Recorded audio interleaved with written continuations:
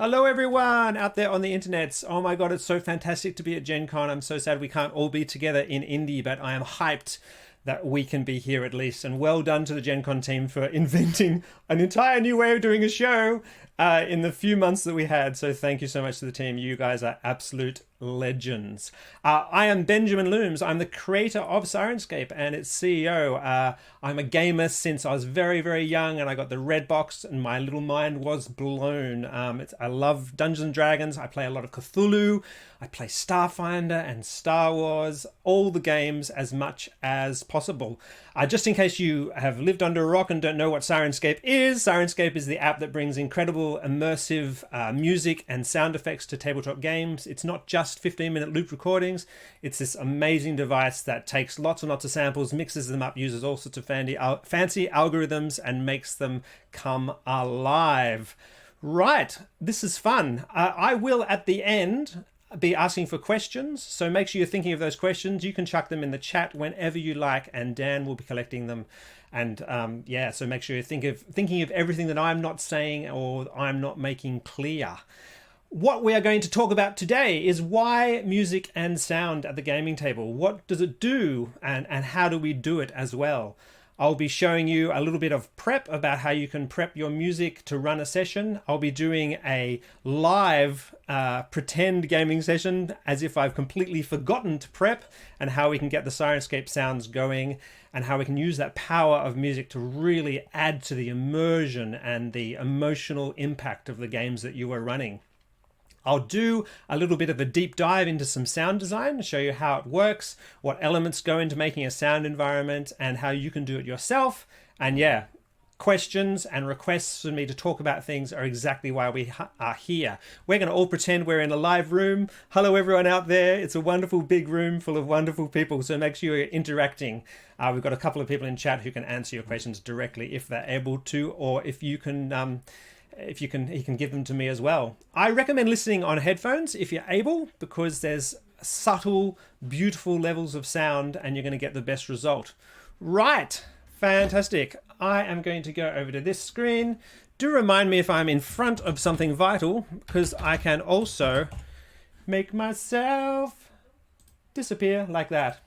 So you can actually see the interface that I'm talking about. I'm going to be talking and speaking from one of my favorite modules of all time, the Forest Oracle, famously excellent box text, which I'm going to use. Have a listen to these couple of examples. A group of 7 men approaches. They are following the road east and are making good time, neither tarrying nor running. Their faces are expressionless. One is dressed as a cleric of some sort, and another is dressed as a travelling drummer. The others could be peasants or serfs going from one location to another for harvest season. Each carries some sort of weapon. It is plain they are not soldiers by their haphazard way of walking. They do not seem to be joking loudly or singing as they advance.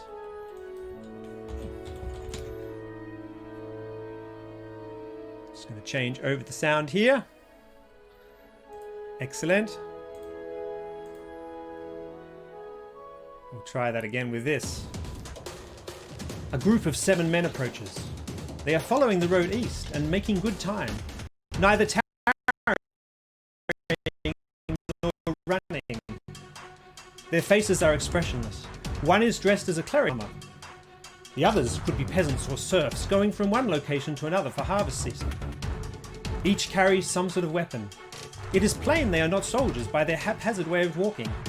They do not seem to be joking loudly or singing as they advance.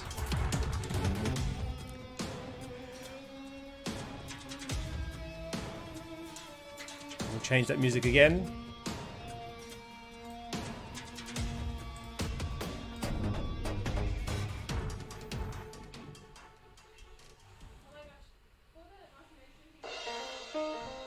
A group of 7 men approaches.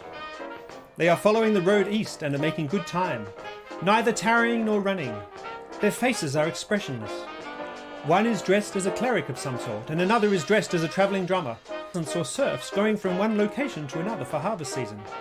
Each carries some sort of weapon. It is plain they are not soldiers by their haphazard way of walking. They do not seem to be joking loudly or singing as they advance. I love this so much. How about this one? A group of 7 men approaches. They are following the road east and are making good time, neither tarrying nor running. Their faces are expressionless. One is dressed as a cleric of some sort, and another is dressed as a travelling drummer. The others could be peasants or serfs going from one location to another for harvest season. Each carries some sort of weapon. It is plain they are not soldiers by their haphazard way of walking. They do not seem to be joking loudly or singing as they advance. And one more.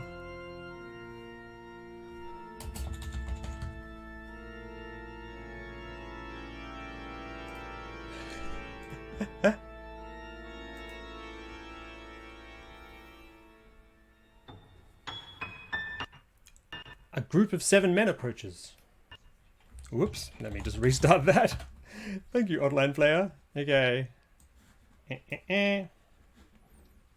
Just a little restart, always when you're broadcasting. A group of 7 men approaches. They are following the road east and are making good time, neither tarrying nor running. Their faces are expressionless. One is dressed as a cleric of some sorts, and another is dressed as a travelling drummer. The others could be peasants or serfs going from one location to another for harvest season. Each carries some sort of weapon. It is plain they are not soldiers by their haphazard way of walking. They do not seem to be joking loudly or singing as they advance. So, what does music do? How does it make that scene change so dramatically in your imaginations? For me, the same words conjure a completely different image depending on what music we have behind it. The music's able to completely reinterpret the scene. It elicits automatic emotional responses from you. It conjures colours in your mind and scenes and expressions on the faces. It changes the way the forest that they're walking through looks. And it does all of this subliminally. So we don't think, oh gosh, that drummer just made a cheerful rim shot. Everything's fine, and these serfs have a spring in their step. And we also don't think, oh my gosh, a minor ninth. The inherent dissonance in that interval gives me a feeling of unease and distrust. Music develops character and connects emotions and ideas together. Wagner fully developed this concept of what we call a leitmotif in his own music, and most famously in the Ring Cycle, which has hundreds of tiny little fragments of music available, each corresponding to a different character and a different situation and a different motivation. He used this music to train his listeners to respond quickly and automatically to what eventually become incredibly short stimuluses. And fragments of music he then combines even these leitmotifs in different ways to sort of conjure a character and then cast that character in a new light. Here's a couple of examples of leitmotifs that I have rebuilt. Have a listen to this one.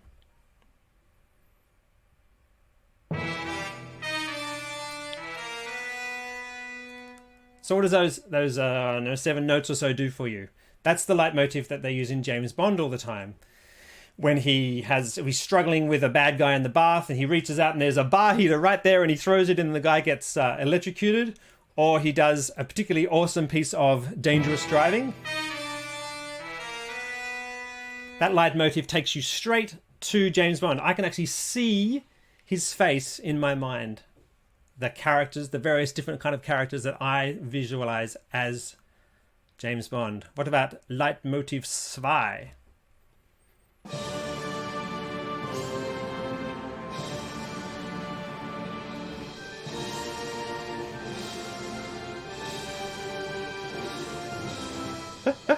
This is the leitmotif of the Fellowship, first stated in its full grandeur as the Fellowship crests up over the mountain together in semi-slow motion.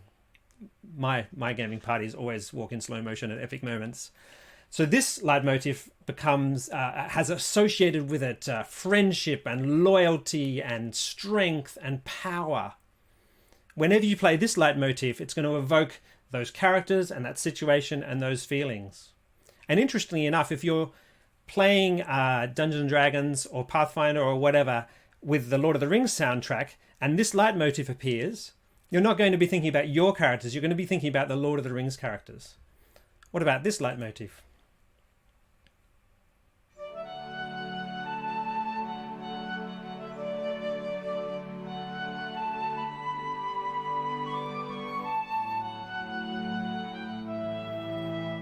Now the music's major, and it's using simple warm string textures, and it's using a folky instrument. So certainly it already evokes a feeling of warmth and safety.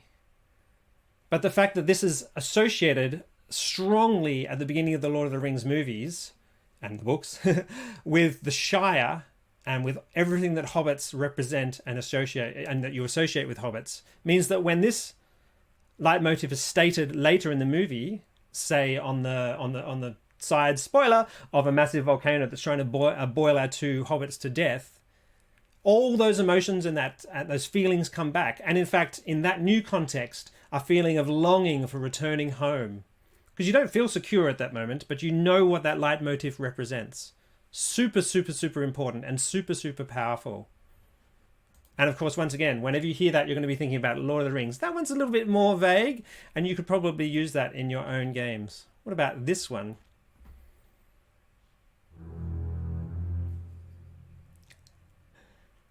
Two notes.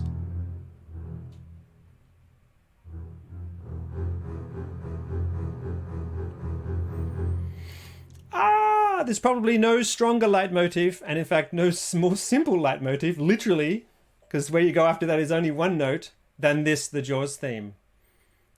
It just makes you feel nervous and uneasy. If you play that to someone while you're in the sea, you're pretty much going to get out of the sea because it's so awful. Powerful, powerful stuff. Music can be used with great effectiveness. And I would argue, and that's what I'm arguing today, if you are using only the color of your voice and the descriptive power of your words to paint your scenes, you are missing out on a whole wealth of potential, a potential for immersion and emotion that has been used in movies for decades. So it's not an unfamiliar concept that we're dealing with today, but it's something that has been utilized and wielded with great effectiveness in movies. And we're talking about how then you can use that at a role-playing game. Now, there are issues with a role-playing game. The timings of different events are unpredictable. We obviously need to be able to control the use of our music dynamically depending on what's actually happening in the action. But wait, there's more. Movies don't use only music. The director of The Bride of Frankenstein, James Whale, said, I'm going to read this, "Lock yourselves in a windowless room alone, turn out the light, and put your radio on in such a way that all you get is screams and moans and unearthly noises produced by static. Unless you are a rare exception, you will very hastily switch on the light, fully expecting to see some terrifying intruder in the empty room with you." True, true, true. The up-and-coming director, who you may have heard of, George Lucas, said, "The sound and music are 50% of the entertainment in a movie." Super, super powerful. Environment and creature noises are central to immersion. So now I'm going to play you some sounds which can also function in a way that leitmotifs do in terms of eliciting subliminal, irresistible, emotional reactions. Here is this sound.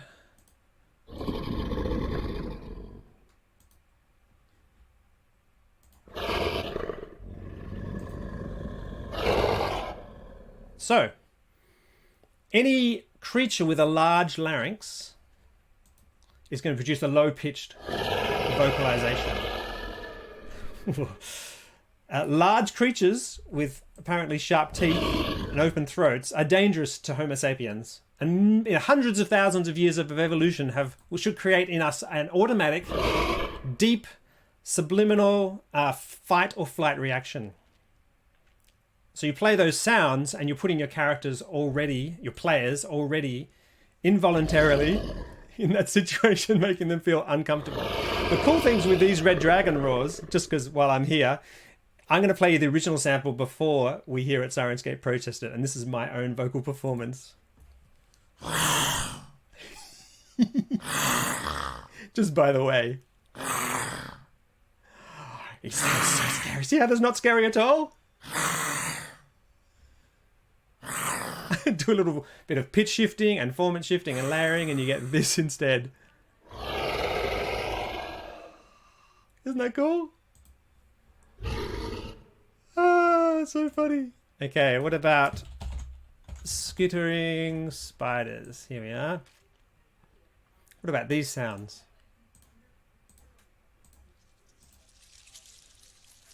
This is where headphones will help, by the way.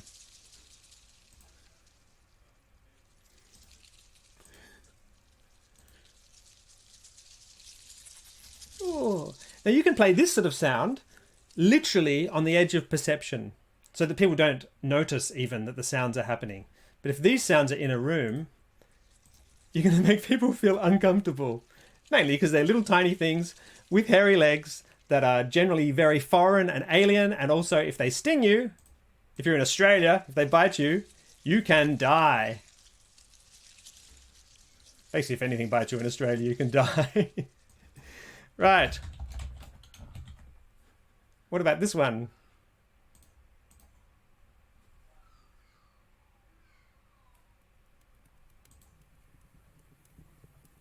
Once again, a sound that can be on the edge of perception. Have a little listen to that.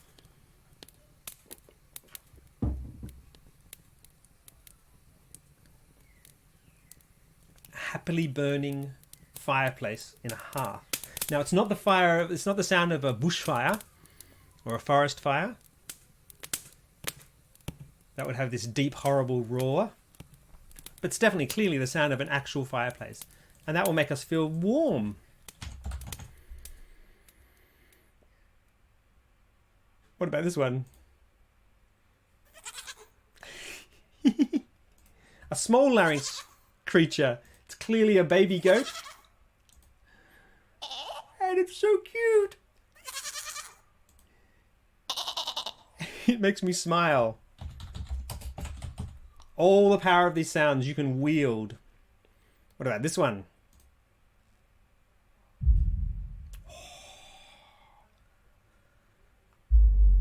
Now that's not the sound of a velociraptor in the distance, which is dangerous enough. Which dinosaur is it? Got to be a T-Rex, doesn't it? Or something really big, or something really, really bad. That's going to make people... And once again, it doesn't even have to reach the surface of perception. We're fine-tuned as humans to perceive these sounds and to react and prepare for the consequences. What about this sound? Much more, definitely perceptible, this one.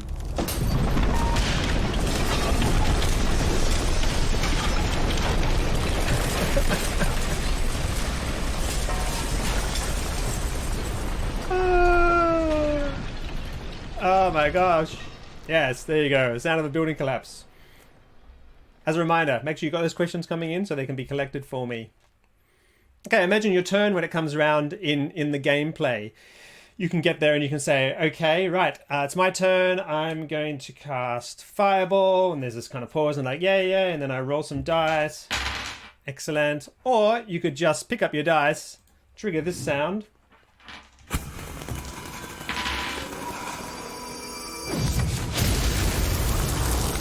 Just say 35 with a failed save.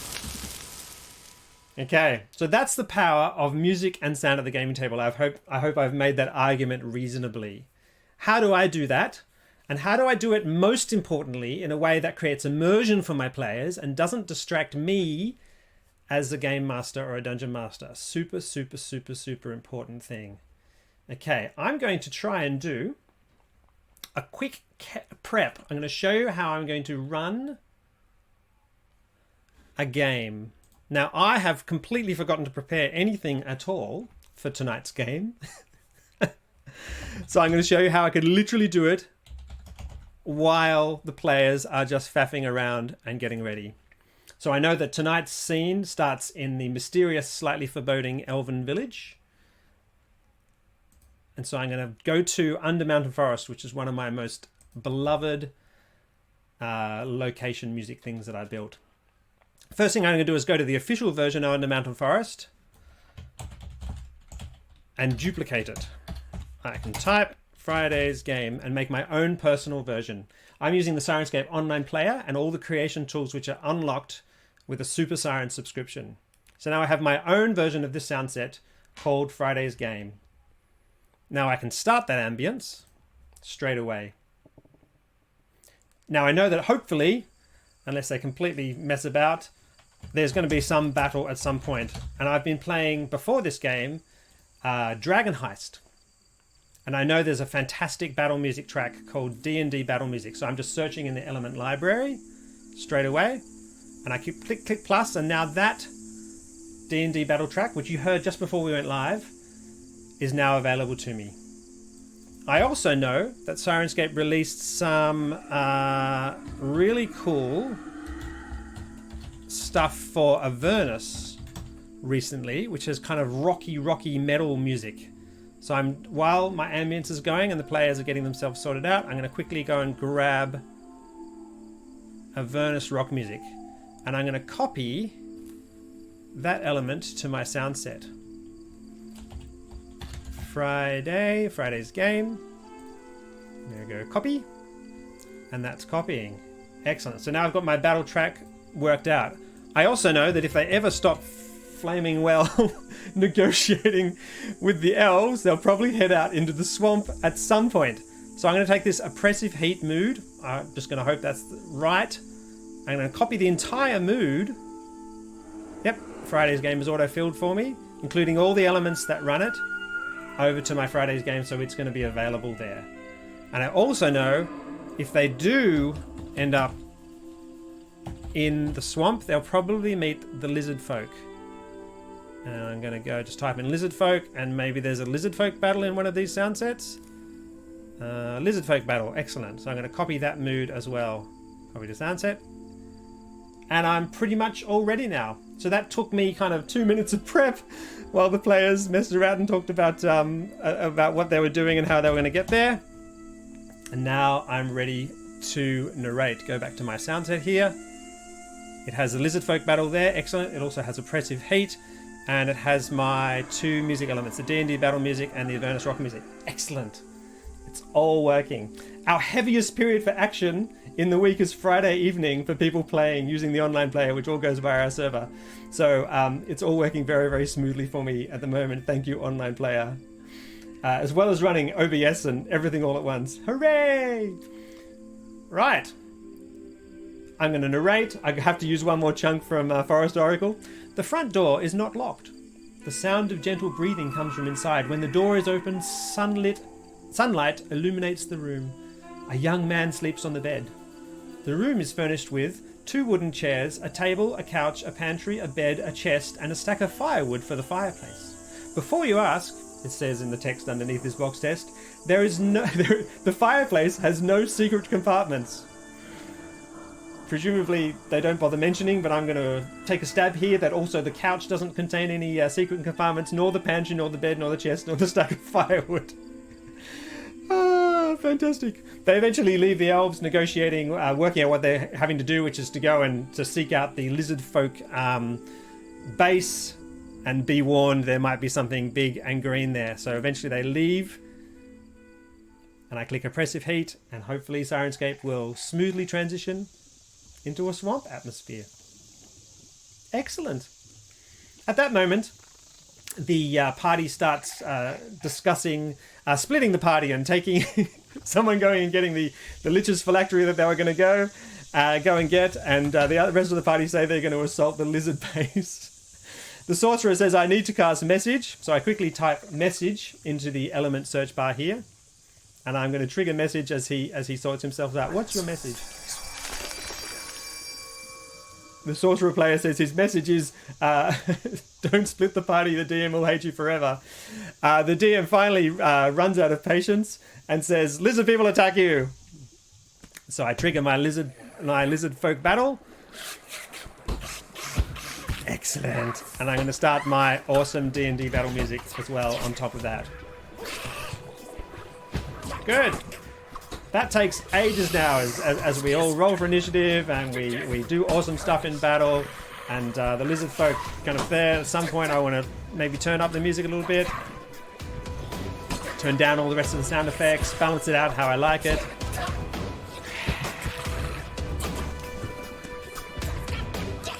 Just while other players are playing. I'm going to save up my Avernus rock music for later on in the game because it's awesome. Battle comes to an end, so I trigger Oppressive Heat. Go back to the swamp. Did you get poisoned, I say to one of the players? How sad. Don't talk about splitting the party again. The cleric needs to cast Restoration.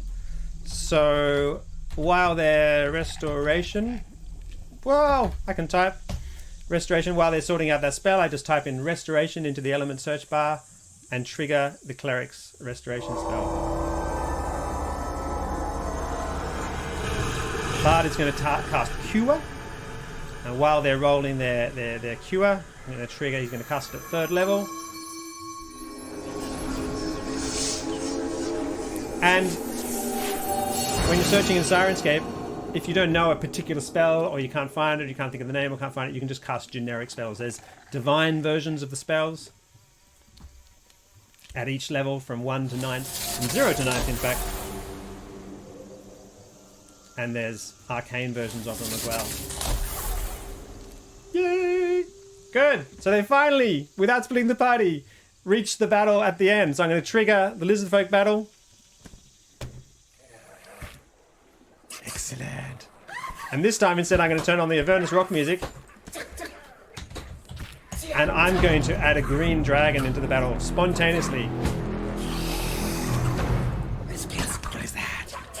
Right. I need myself a green dragon roar and the green dragon breath weapon. I just click plus here from the library.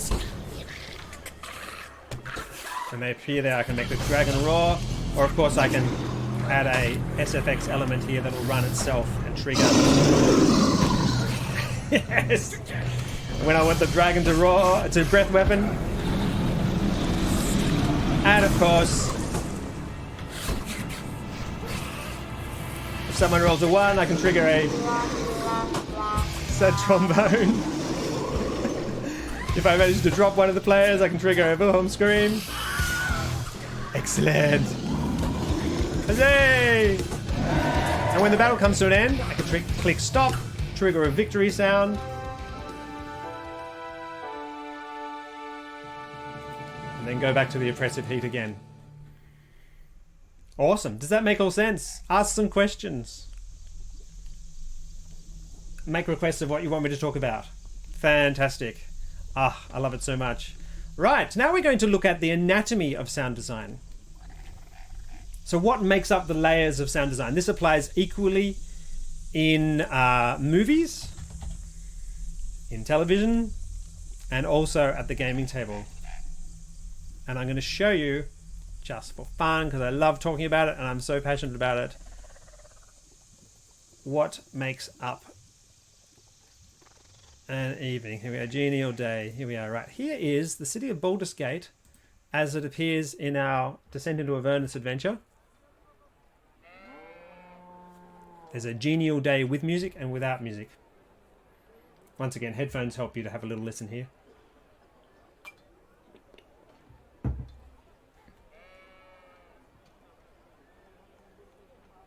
Someone has just asked, can I drag and drop elements around on the soundboard to arrange them according to your own taste? Yes, you can.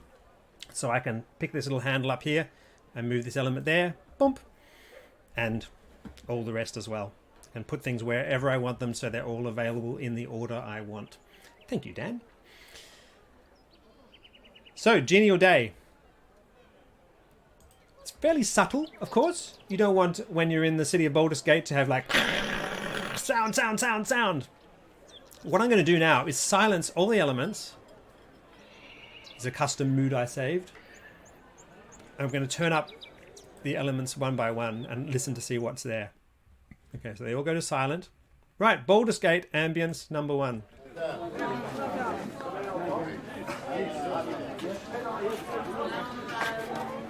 Sound of people talking in an unrecognizable language. When it's combined with Baldur's Gate Ambience number 2,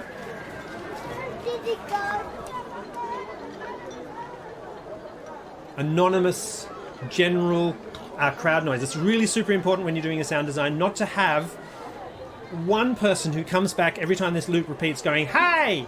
Because otherwise every 2.5 minutes or whatever you're going to have someone go, "Hey!" And that will take the players out of immersion as they notice that they're listening to a recording rather than reality.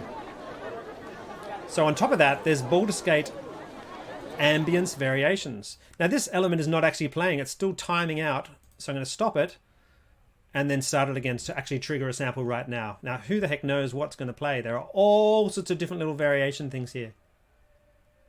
Men chanting. It can probably, it's 72 seconds long. Yeah, okay. So that'll just get added into that mix. And you know, this element is set, make sure you tell me if I'm in the way, is set to only happen once every 90 seconds or so. One of these will happen. Oh, I see more questions. Wow, lots and lots of questions. Do you want me to answer them, or do you want me to start answering them, Dan? I'll just go through a couple of these as well. Bottle. Okay, so one of these bottle sounds will happen somewhere randomly once every 20 seconds to 5 minutes. So this bottle element might not trigger again for another 5 minutes. At which point it will be somewhere between 1 and 10 meters away, and it'll have city ambience design, city reverb applied to it. Okay, I'm going to scroll up these questions. Wow, lots and lots of questions. There's another one here. Whoops, general hubbub.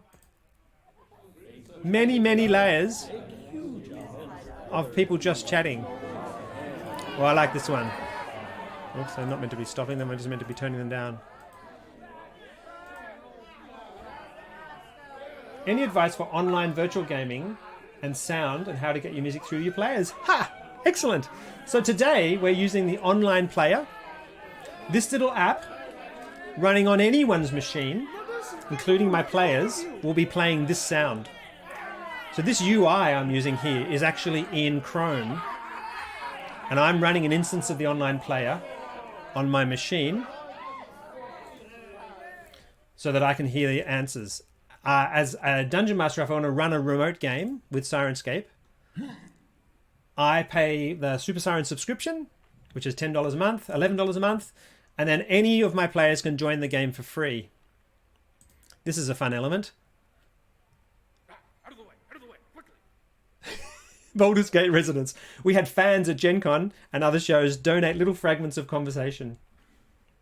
So let me be clear with that. Dan can probably give you the details in the answers, but yes, we specifically designed an app which runs locally on the player's machine. So instead of jamming the Sirenscape, you want to strike a deal, do you? Sound design down your chat tube, you can actually have the app running directly on the player's machine. Oh, gusty wind. Let's hear this one. There you go. That's a part of the sound design. A bit of wind sound in your sound design does really well for gluing everything together. Bit of basically white noise. And we have sheep and horses and cows and dogs. Just triggering every now and then. Does this push through Discord, or can the players sit on the website in the background? So no, players just simply run the online player app. They click on a link that you give to them. It means, see how it says, whoops, it's directly behind me. See how it says the game master is me. Their online player app will say the game master is your name. And they'll be able to hear the sounds that you are triggering. People can also push it through Discord, but then of course you're using the compression of Discord, which is designed for voice, and you're compressing Sirenscape's beautiful, beautiful music. There's some bird songs in there. And that's it. That's everything that makes up Genial Day. Of course, with some music as well. Have a listen to that sound design.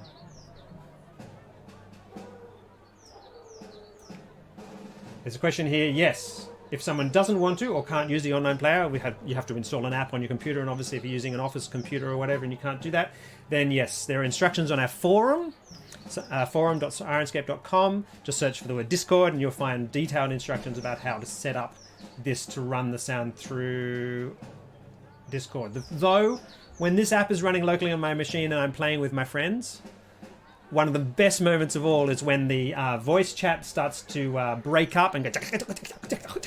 Sirenscape, of course, because it's running directly on the machine, doesn't drop a beat. It's not playing an audio stream.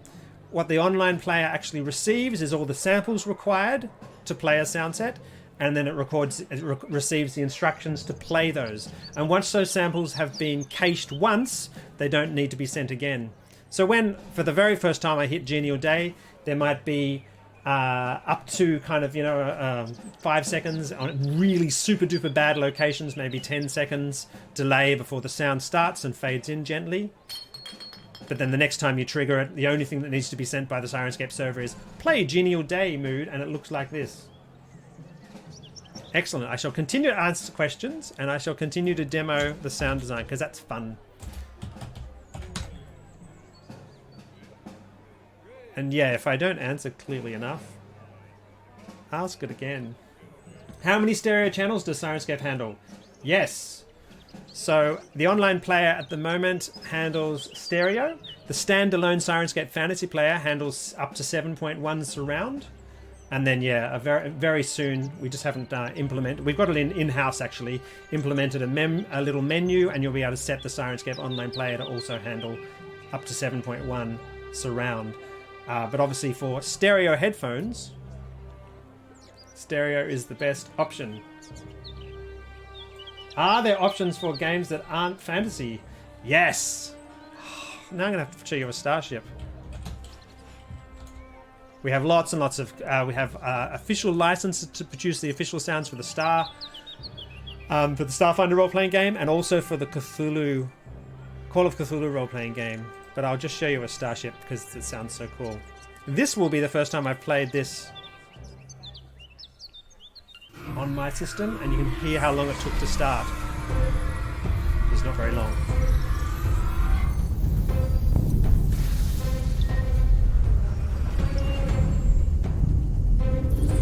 Fantastic! Oh yeah, I need to fire some weapons.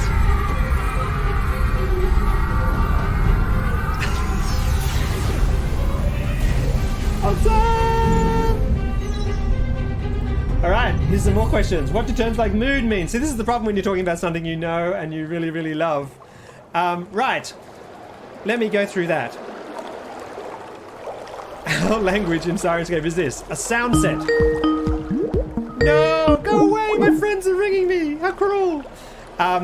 A sound set is a single one of these you've seen. So I've gone to the salvage operation sound set, which is the music and sound you need to run the second part of the Ghost of Saltmarsh salvage operations. Don't call me again, Dice Stormers.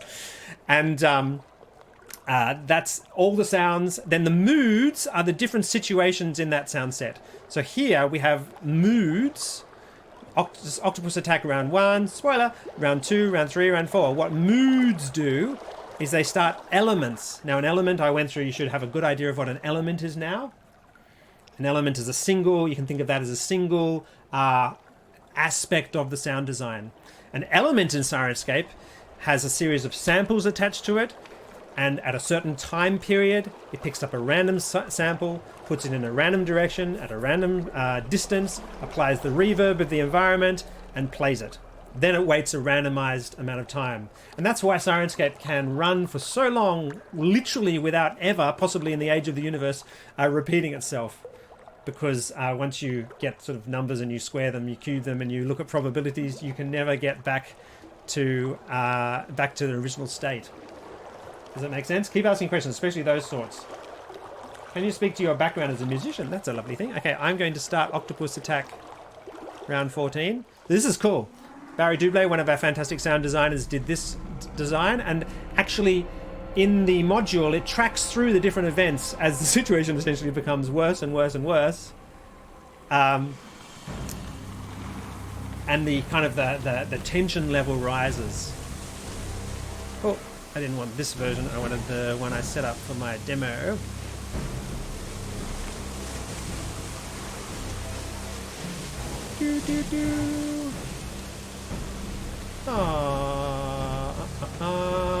There it is.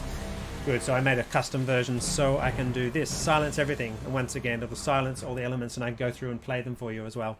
I just love this sort of stuff. Right, can you speak to background as a musician? Okay. While I do that, I'm going to turn up these. So this actual track, round 14, has these three musical components in it. I am a pianist and a singer and a cellist and a recorder player and things like that. I studied composition at uni at the University of Sydney. And probably the weirdest and most hilarious and funny and unusual thing about my career is that I'm making money as a composer, and that thousands and thousands upon thousands of people are always listening to my music, which is just so exciting and thrilling and wonderful. A lot of people who study composition end up just doing a completely different job or teaching, which I love doing for many, many years. I'm also an opera singer and work professionally with Opera Australia and with a number of other opera companies. Quite busy until basically the age of 34 or so, when Sirenscape started taking over more and more and more. And I've done conducting and all sorts of things like that. And yeah, I think that the weird combination of being an amateur programmer and an actual musician and a genuine role player, so it kind of combined in the perfect storm. So that when I was playing Dungeons and Dragons about 10 years ago, 11 years ago now, it kind of seemed weird to me that I didn't have music and sound in the background. So I searched for solutions, and there really weren't many at that stage. There were some recordings and things like that. So I started making recordings.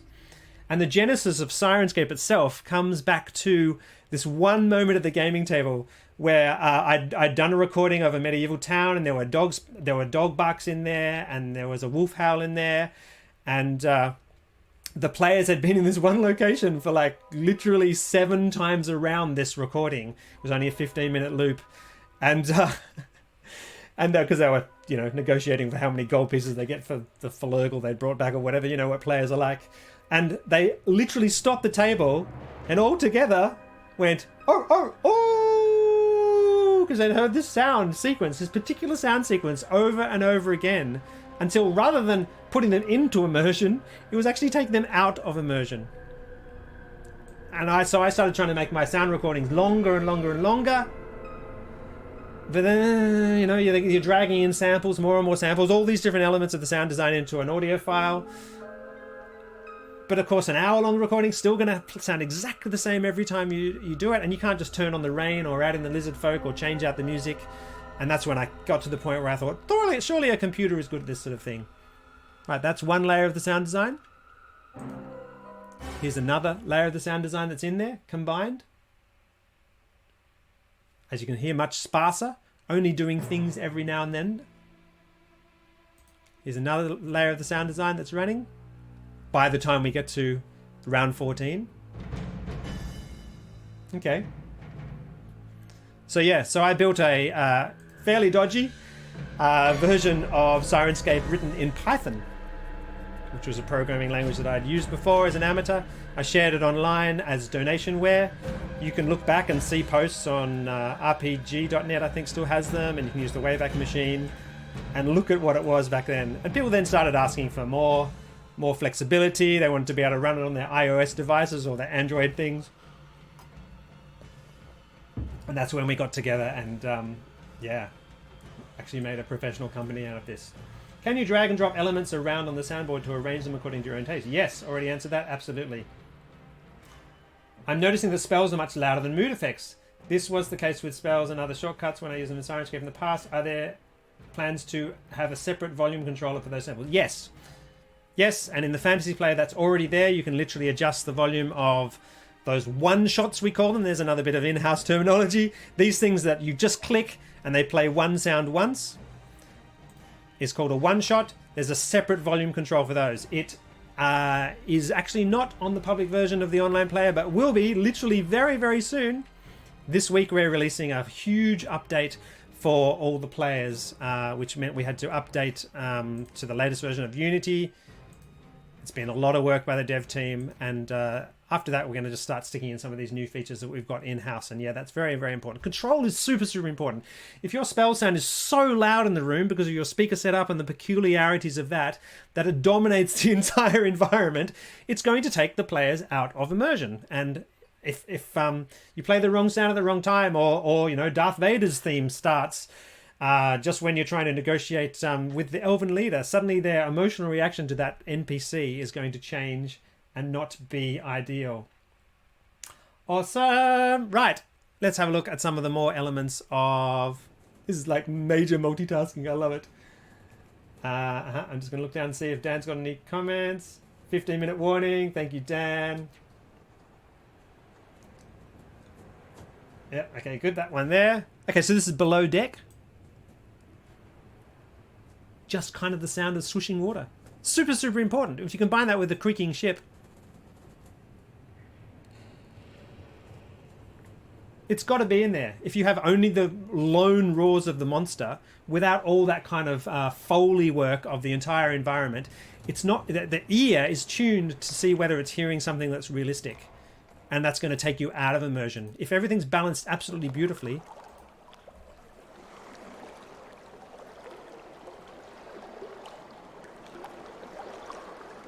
Awesome. Can you record as you play to have a soundtrack? Yeah, you can record the output of Sirenscape. I'm recording right now and streaming its output to you. So that's very, very easy. Anything that captured sound card output is the best way to record Sirenscape. Tentacles! Yes! And Tentacle Strike. Both of these are waiting at the moment and not making any sound. Where do you get the sound elements and how do you record or create them? That's a cool question.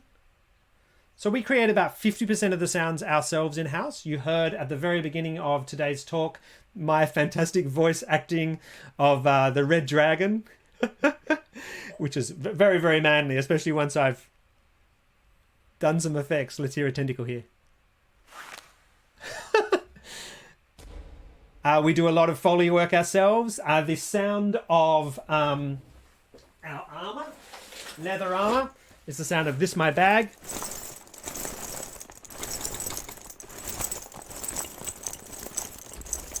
Isn't that fantastic?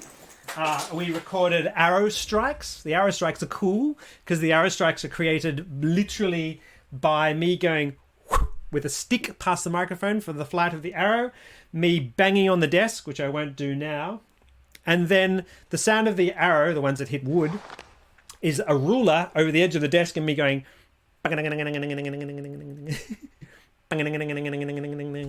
we've recorded, which is super cool. I do a lot of watching on YouTube of Foley.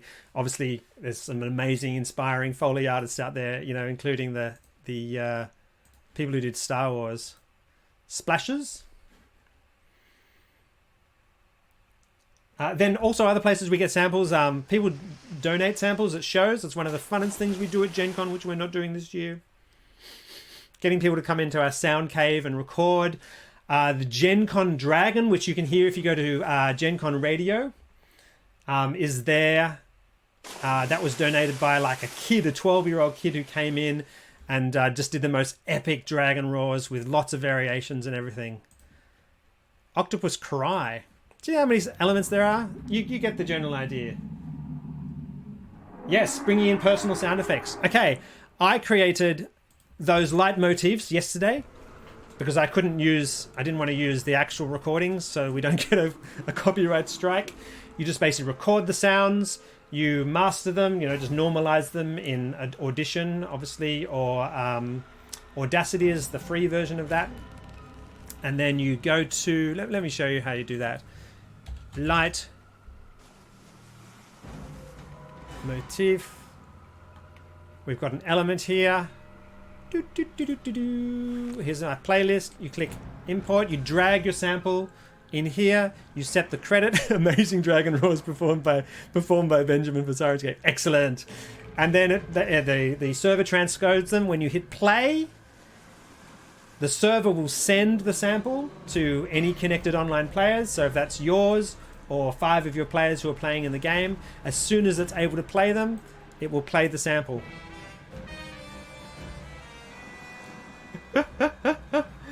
Excellent. Right, I'm going to look down here, make sure there's any... Can you increase the frequency when sounds go off? Yes! Let me show you that. Let's go back to my demo. I'll show you the inside of an element. That's a great idea. Thank you, person asking question. Salvage operation.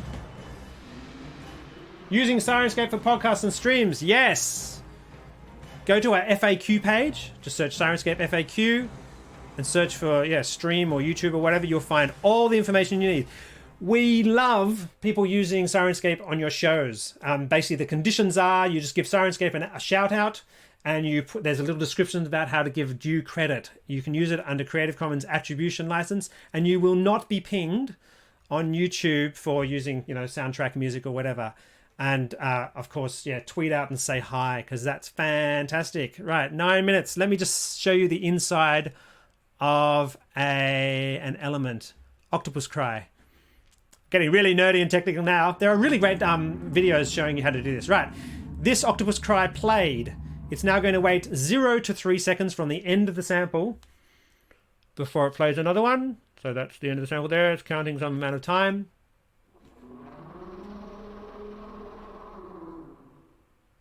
Commercial usage, if you want to use it in a paid product, just contact Benjamin at Sirenscape.com. Right, I'm going to set this to play more frequently. Count delay from sample start. I'm going to set it from 1 to 2 seconds. Let's see how frequently it goes now.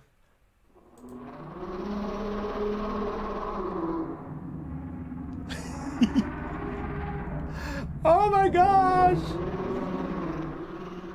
How many different kinds of reverb envelopes? You guys are really audio nerds. I love it.